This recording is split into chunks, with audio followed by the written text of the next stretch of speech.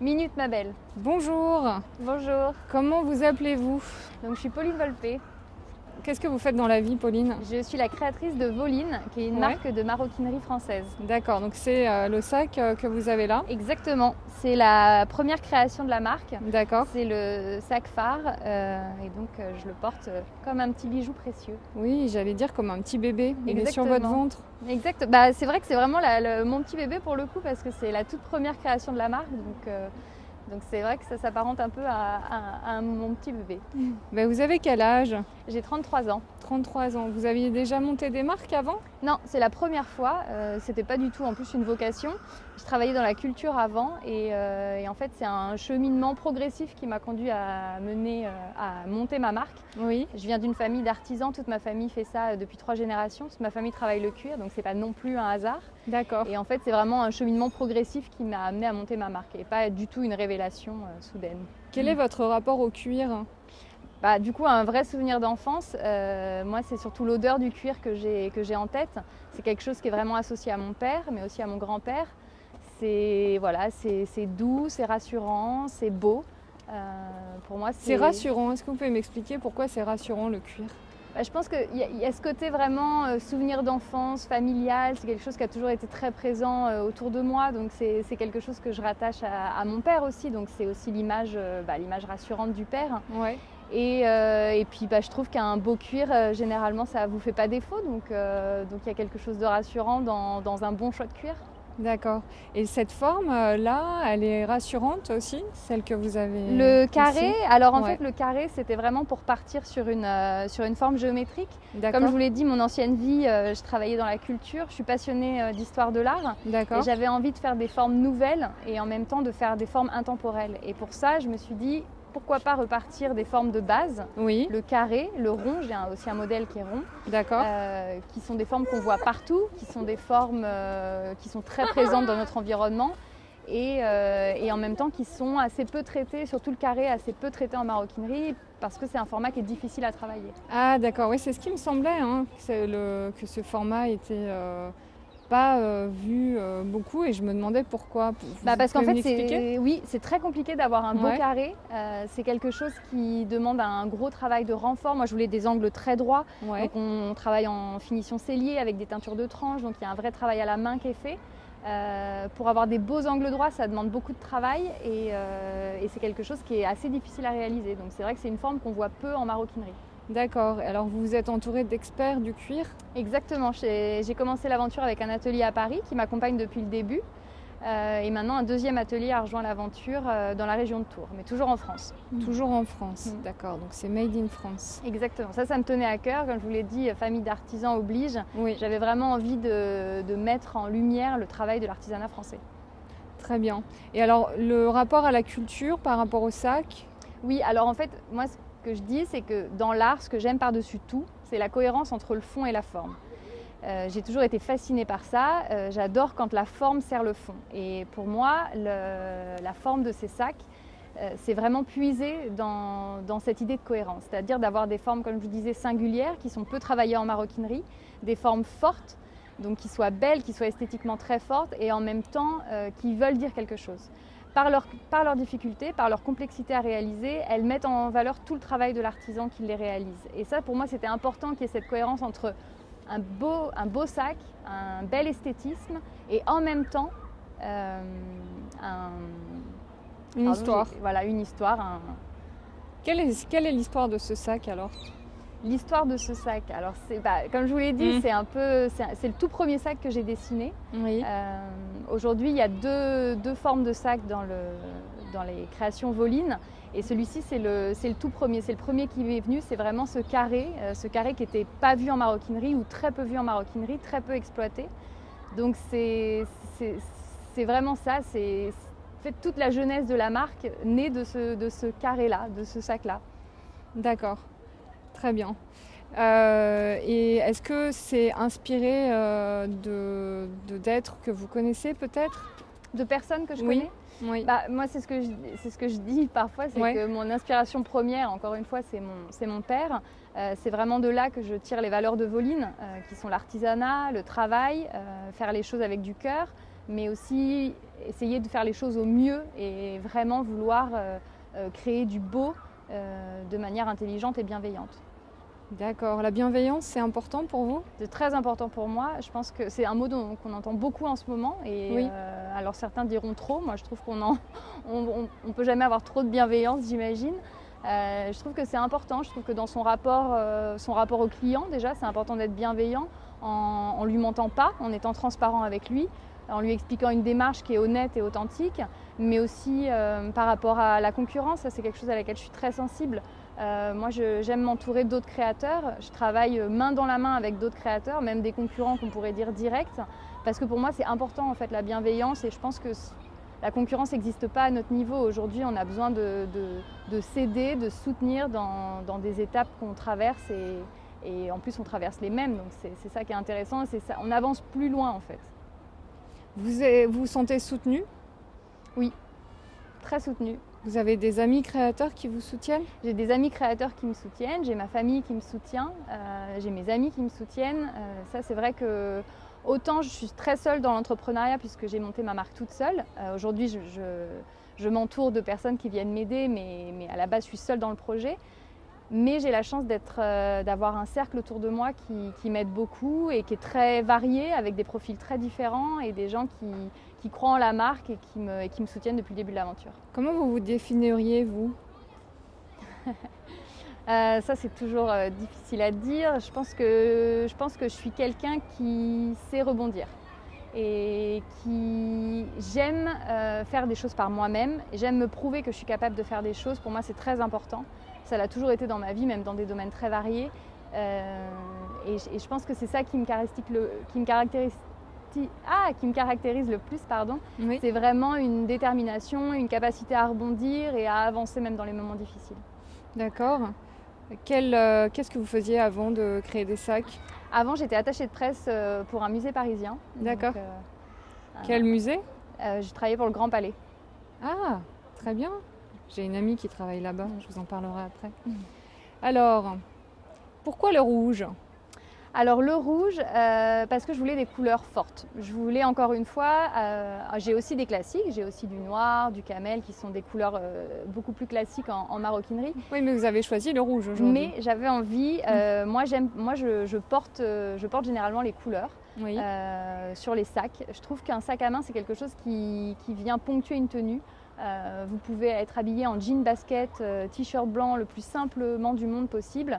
Si vous avez un beau sac, une belle pièce, et un beau sac ne veut pas forcément dire un sac à des milliers et des cents, hein. Ça peut être aussi un beau sac à des prix beaucoup plus accessibles, mais une belle pièce de maroquinerie, une pièce qui vient ponctuer une tenue, pour moi c'est important. Et je trouve que le rouge, ça, voilà, surtout en cette saison, on n'est encore pas vraiment dans le printemps, ça vient égayer la tenue, ça vient apporter une pointe de lumière, et puis ça se voit. Pour moi, c'est intéressant qu'on voit mon sac. Qu'est-ce qu'il y a dans votre sac alors?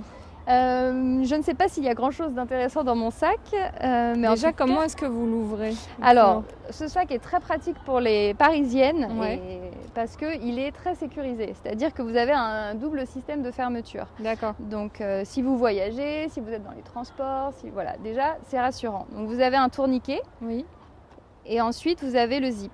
Donc celui-ci s'ouvre comme un coffret. C'est vraiment un sac que j'affectionne particulièrement parce qu'il est vraiment pensé comme un écrin précieux.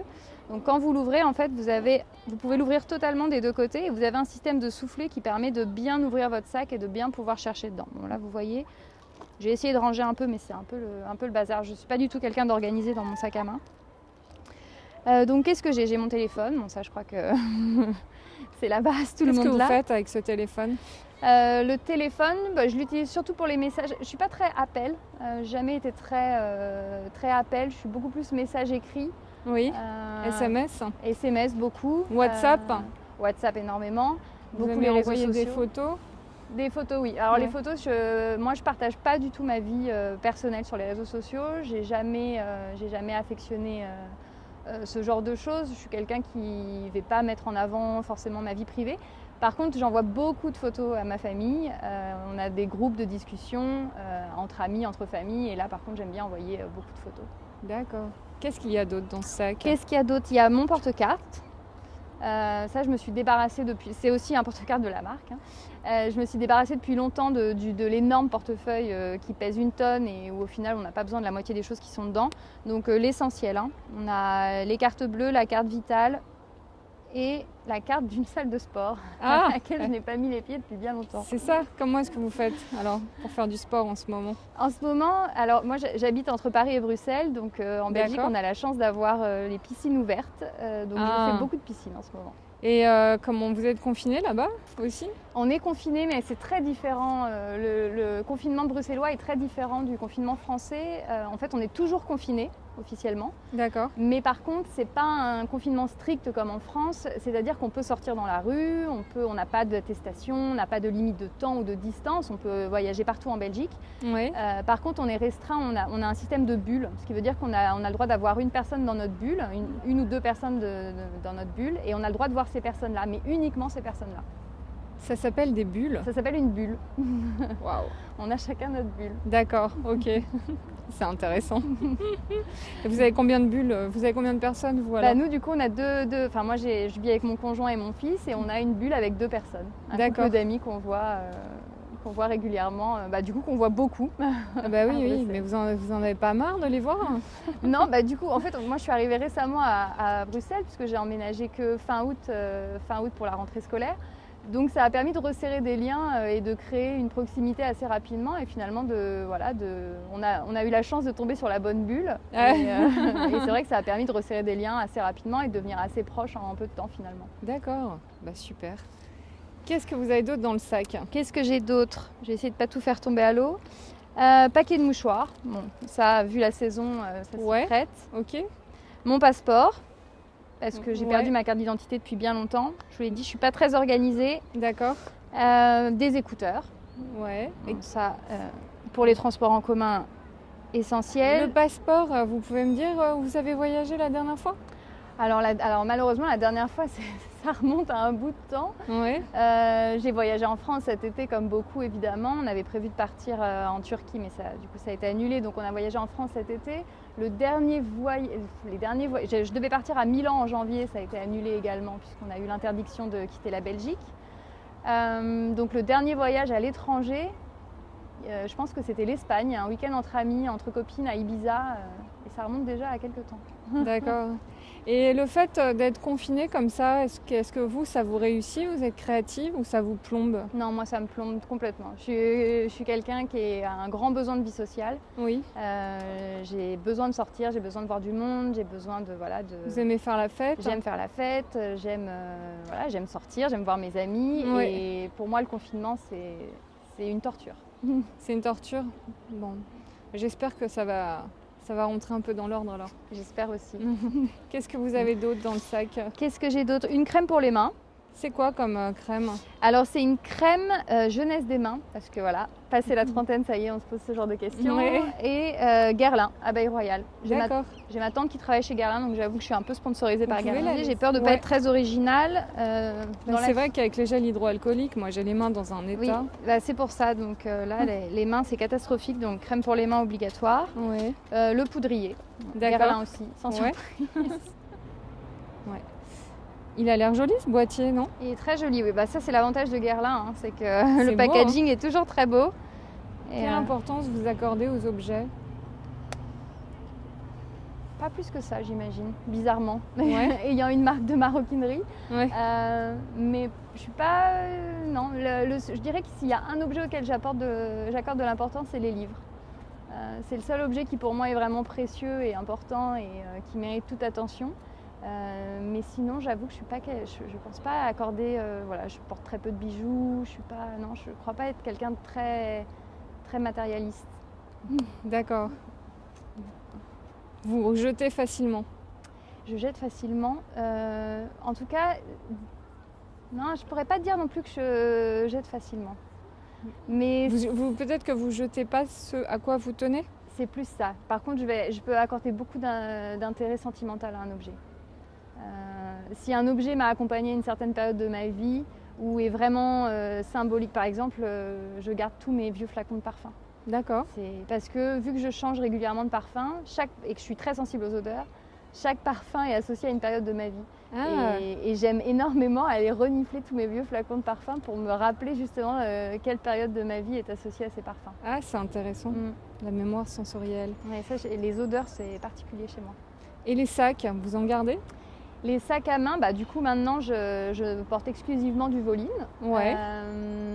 Mais j'ai une pile de sacs à main, oui. Mais bizarrement, avant Voline, j'étais pas quelqu'un qui dépensait des 1000 et des cents dans des sacs à main. Encore une fois,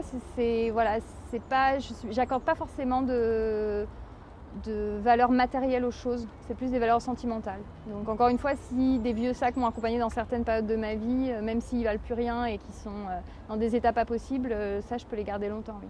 Juste pour le souvenir. Ok. Qu'est-ce que j'ai d'autre? Des clés de maison, Ouais. mes clés de Paris, avec le petit portrait de bien kitsch de mon fils, D'accord. et le sifflet anti-agression. Ok. Ça- C'est quoi ça, un sifflet anti-agression? Vous Eh pouvez ben- m'en parler? C'est la première fois que j'ai ça. Oui, pourtant, moi Ouais. je pense que c'est vraiment le truc hyper facile à avoir dans son sac. Voilà, dès que je marche tard le soir toute seule ou que je suis en situation où je vais me sentir, moi je suis très trouillarde, hein, donc dès qu'il fait un peu nuit, je vais commencer à stresser dehors. Ouais. Donc je le mets dans ma main. Voilà, je tiens mes clés, je l'ai, et parce que le sifflet, sachez-le, Ouais. c'est quelque chose qui fait fuir les agresseurs. Donc, C'est vrai? parce que le bruit en fait fait fuir les agresseurs. Mais Donc un génial. simple sifflet qui prend vraiment rien dans votre sac. Ouais. Si vous avez le moindre souci, vous sifflez, c'est... Vous pouvez souffler c'est un coup, là? radical. Vous voyez, on passe pas inaperçu avec ça. C'est génial. Qu'est-ce qui vous a donné cette astuce? Et en fait, on m'a offert ce porte-clés qui va dans une petite maison où il y a 2 petits oiseaux comme ça, porte-clés. Ouais. Et donc je l'avais mis naturellement en porte-clés. Et en fait, quelques temps après, j'avais lu un article sur les agressions et le bruit qui faisait fuir les agresseurs. Ouais. Et c'est comme ça que je me suis dit, mais parfait en fait. Génial. Donc je l'ai toujours sur mes clés. C'est excellent. Je m'en suis jamais servie. Première fois qu'on me parle de ça. J'adore. C'est vraiment une astuce, mais c'est Ouais, tout ouais. bête, mais c'est rassurant en fait. Bah écoute,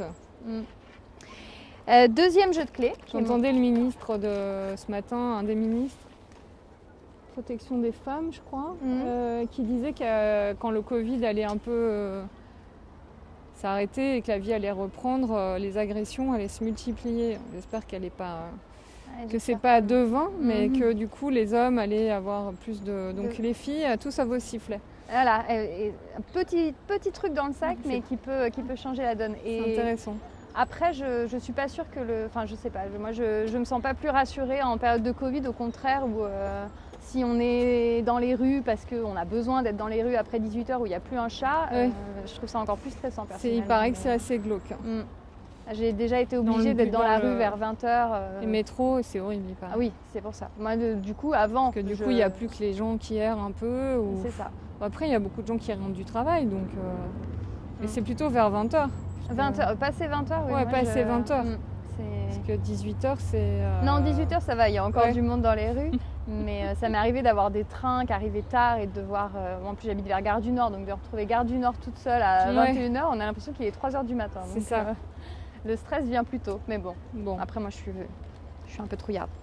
Non, mais je comprends. C'est une ambiance particulière, quand même. Oui, c'est ça. Qu'est-ce qu'il y a d'autre dans ce sac? Qu'est-ce que j'ai d'autre? Mes clés de Bruxelles. Ouais, C'est ce que je vous disais, j'habite entre les deux. Ce qui d'accord. me plaît bien, d'ailleurs. Comme ça, vous pouvez voyager? Oui, parce que je suis là pour le travail. Ouais, Donc vu que mon entreprise est à Paris, ouais. ça me permet de pouvoir... C'est bien comme ça, faire vous les voyagez allers-retours. un peu, quoi. Exactement. De me prendre du temps parisien, Ouais, seul et tranquille. bah oui. Vous êtes 2 jours ici par semaine? Oui, j'essaie, parfois plus. La semaine prochaine, je suis toute la semaine, parfois D'accord. moins. Ça dépend des rendez-vous et des... C'est pas des trop obligations. compliqué de monter une entreprise en 2000, enfin, de gérer une marque dans cette période, quand même? Je pense qu'en effet, j'ai pas pris. Après, bon, moi j'ai monté ma boîte juste avant la crise, mais j'ai pas choisi le meilleur moment, c'est sûr. Après, moi je me dis que voilà, il faut toujours voir le positif et se dire que l'avantage aussi, c'est peut-être qu'il y a moins d'entreprises qui se créent, donc qu'il y a peut-être aussi une place à se faire. Et voilà, et de toute façon, j'y suis. Oui. Donc il faut essayer de tirer le meilleur parti de la situation et garder le moral et rester positif. C'est un peu mon credo. Oui. Rouge à lèvres, que Oui. je ne mets jamais. D'accord. Mais que j'ai dans mon sac au cas où j'aurais envie d'en Qu'on mettre. peut voir ce rouge à lèvres. C'est quelle marque? C'est Guerlain. Vraiment, je sponsorise Guerlain là. On peut voir la couleur? Oui, c'est du. Alors justement, c'est un. Vous voyez, c'est un orange. J'aime bien les oranges, ça donne un côté un peu sexy, enfin je sais pas, c'est pas le mot, mais Moi un j'aime peu, beaucoup. peps. Oui, et puis ça change un peu. On a moins l'habitude d'en voir. Après, je l'assume rarement. Hein. Je suis quelqu'un qui met pas du tout de rouge à lèvres, donc j'assume rarement, mais de temps en temps ça me prend quand j'ai envie. Mais ce que j'adore surtout, c'est qu'il sent divinement bon. Je sais pas comment ils font. Ils ont la même chose avec leur vernis à ongles. Ouais. Pourtant, le vernis à ongles, généralement, ça sent vraiment pas très bon. Et leur vernis à ongles et leur rouge à lèvres ont une odeur vraiment particulière. Et ça sent super quoi, bon. Là. Faudrait que vous sentiez, je peux pas vous dire. Montrez pourquoi. C'est une odeur, moi j'adore. Et leur vernis à ongles sent pareil. Ah oui, ça sent super bon. Hein. Ça sent pas du tout comme les rouges à lèvres habituels. C'est vrai. C'est quoi la référence? Alors, ça, on me le demande. Hein. Ma communauté, ils aiment bien sur YouTube, me demande qu'est-ce que c'est. Je ne peux pas malheureusement vous dire. La référence, je crois que c'est 6Y01. D'accord. Ça fait longtemps que vous l'avez? Ça fait peut-être 6 mois que je l'ai. Ok, ouais, donc on va pouvoir le retrouver. Je pense. Qu'est-ce que vous avez d'autre dans le sac? Plus grand-chose. Clé de voiture. Ouais. Vous avez quoi comme voiture? J'ai une vieille 206. Alors c'est une clé de voiture, vous prenez le train pour venir à Paris et vous avez une voiture à Paris? Non, je prends le train ou la voiture, ça dépend. En fait, vous pouvez venir en voiture à Paris de Bruxelles? Oui, c'est pas loin, je mets 3 heures. Là, je suis arrivée ce matin, du coup, j'ai mis 3h30. Génial, vous êtes venu en voiture? Je suis venue en voiture ce matin, oui. Bon, à Paris, je me déplace pas en voiture parce que c'est un enfer, mais j'ai garé ma voiture chez moi et ensuite métro. D'accord. Mais oui, je fais le. En fait, vous habitez où? J'habite vers la gare du Nord, juste au-dessus de la gare du Nord, vers Louis Blanc. Ah oui, ok. C'est sympa comme quartier, ça bouge bien en ce moment. C'est très sympa, surtout avec le canal qui a été aménagé l'été, c'est un bonheur. C'est vrai. Je suis passée il n'y a pas longtemps, il y a plein de trucs sympas. Hein. Il y a plein de restos, enfin bon, en ce moment. Vous avez des petites adresses à nous donner? À emporter, des petites choses à emporter? À emporter, alors moi, il y a un Italien qui est rue Louis Blanc. Alors malheureusement, vu que j'y vais, ils sont à côté de chez moi, j'ai pas les noms en tête. Ouais. Mais il y a un Italien qui a ouvert, alors le pauvre, il a ouvert juste avant le dernier confinement. Je me rappelle, on a été y dîner la veille de l'annonce du confinement l'année dernière et il venait juste d'ouvrir. C'est un petit Italien qui est rue Louis Blanc, qui est exceptionnel. Après, moi, pour l'été, la terrasse de la Rotonde, ça reste la référence absolue. D'accord. Ça, les heures à manger les pizzas qui sont excellentes. Mais je suis très italien, je crois. D'accord. Qu'est-ce qu'il y a d'autre dans ce sac? Nicorette. Nicorette, ok. Vous arrêtez de fumer donc? J'arrête de fumer. C'est pas la première fois. Hein. Mais ça doit aider de moins faire la fête, hein, non? Oui et non. Ou café clope, ou le verre de vin clope, ça c'est donne... sûr. Mais après, d'être souvent la journée à bosser chez soi, ça encourage aussi, maintenant que j'ai un petit extérieur, ça encourage vite à aller faire la petite pause cigarette. Ah oui. Donc oui et non. Après moi j'ai été une très grosse fumeuse, donc je crois que quand on a été fumeur un jour, c'est très difficile de s'en défaire. Donc tout appelle la cigarette pour moi. Oui, d'accord, je comprends. Qu'est-ce que vous avez d'autre comme sac, comme objet? Alors là, on arrive vraiment au bout. Il me reste une vieille lime à ongles toute pourrie. Parce que je m'étais dit que ce serait bien de donner un coup à mes ongles. Et en fait, j'ai même pas eu le temps. Et un chouchou. D'accord. Vous avez une jolie bague. Merci. C'est quoi comme bague? Celle-ci. Ouais. Alors celle-ci, je me la suis qu'on voit le offerte. plus. C'est une bague que j'ai achetée dans une toute petite boutique vers Beaubourg. D'accord. Qui est un petit créateur, c'est une boutique de jeunes créateurs, je suis assez sensible à ça, mais alors par contre, désolée, je ne retrouve pas du tout le nom. Et c'est quoi la couleur? La couleur, c'est un bordeaux. Moi, j'aime beaucoup le bordeaux. C'est une couleur que je porte beaucoup. D'accord. Et je cherchais depuis longtemps une bague à mettre à l'index et je l'ai trouvée cet été. Ok, donc elle est un peu large. Exactement. Très bien. Et l'autre bague, c'est la bague que j'ai eue pour la naissance de mon fils. D'accord. Grosse valeur sentimentale pour le coup sur celle-ci. Vous ne la quittez jamais donc? Non, je ne la quitte jamais et elle est destinée à aller à mon fils plus tard. D'accord, c'est une bague familiale. Exactement. C'est la bague de naissance que j'ai eue vraiment à la maternité, donc je ne l'ai pas quittée depuis. Ah oui, je comprends. Très bien. Et voilà. Après... Alors c'est pratique d'avoir un sac carré. Il est carré? Il est carré, un vrai carré. D'accord, ok. Bah, vous voyez, finalement, on met quand même pas mal de choses dedans. Ouais, c'est vrai. C'est un petit format parce que moi j'ai toujours aimé les petits formats en sac à main. D'accord. Je déteste m'encombrer d'un gros sac à main. Ouais. J'aime bien être mobile et libre de mes mouvements. Donc du coup j'ai toujours été plus petit sac que gros sac. Vous n'avez pas un tote bag avec? Si je dois transporter mon ordinateur, je vais prendre ce genre de choses, mais sinon non, le moins est le mieux. D'accord. Finalement on a 1000 choses inutile dans son sac à main, donc c'est comme le porte-carte, ça libère un peu et ça allège un peu à la fin de la journée. D'accord. Parfait. Bah écoutez, merci beaucoup. Bah merci à vous, On a merci fait le beaucoup tour. de m'avoir rencontré. Mais je vous en prie. À bientôt. À bientôt, merci.